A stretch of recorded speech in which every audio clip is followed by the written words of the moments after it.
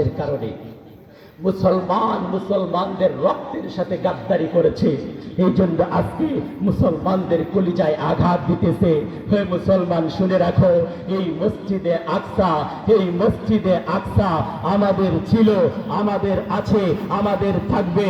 সালাউদ্দিন আইয়ুবী রাহমাতুল্লাহি আলাইহি, সালাউদ্দিন আইয়ুবী রাহমাতুল্লাহি আলাইহি 6 বছর বয়সে উনার চাচার সাথে বাজারে গিয়েছিলেন।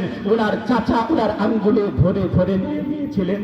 বাতিজা একটা কাঠুরিয়ার দোকানের সামনে দাঁড়ায় দিয়েছিলেন।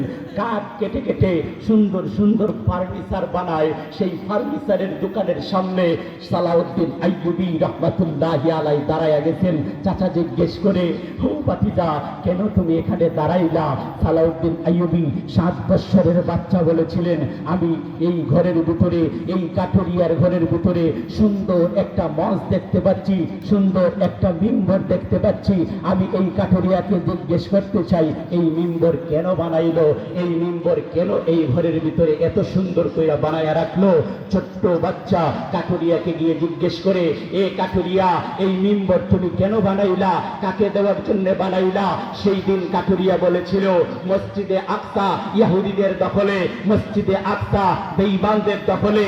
এই মসজিদে আকসা যেই দিন উদ্ধার হবে, মুসলমানদের হাতে আসবে, আমার এই মিম্বরটাকে মসজিদে আকসার ভিতরে স্থাপন করে এই মিম্বরে দাঁড়াইয়া আমার মুসলিম খলিফারা মসজিদে আকসাকে স্বাধীন কইরা ভাষণ দেওয়ার জন্য এই মিম্বর আমি বানাইছি।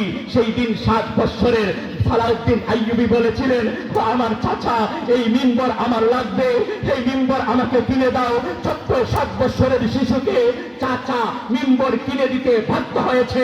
এই মিম্বর 7 বছরের বাচ্চা তার বাড়িতে নিয়ে গেছে।